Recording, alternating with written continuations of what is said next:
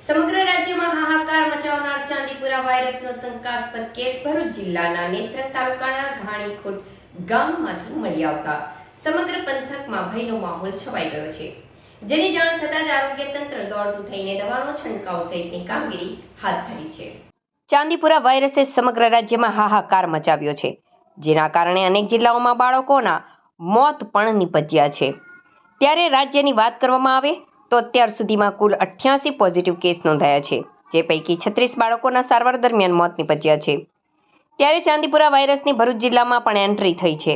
નેત્રંગ તાલુકાના ઘાણીખોટ ગામે ચાંદીપુરા વાયરસનો શંકાસ્પદ કેસ મળી આવ્યો છે, જેમાં એક 5.5 વર્ષના બાળકને ચાંદીપુરા વાયરસના લક્ષણો દેખાતા તેને તાત્કાલિક સારવાર અર્થે વડોદરાની ગોત્રી મેડિકલ કોલેજ ખાતે ખસેડવામાં આવ્યો છે. આ તરફ ચાંદીપુરાના શંકાસ્પદ વાયરસની જાણ આરોગ્ય વિભાગને થતાં જ આરોગ્ય વિભાગની ટીમ પણ દોડતી થઈ છે.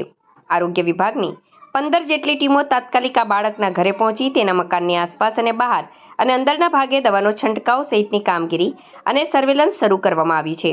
જોકે નેત્રંગ ગામમાંથી શંકાસ્પદ ચાંદીપુરા વાયરસનો કેસ મળી આવતા આસપાસના લોકોમાં ભયનો માહોલ પણ છવાયો છે.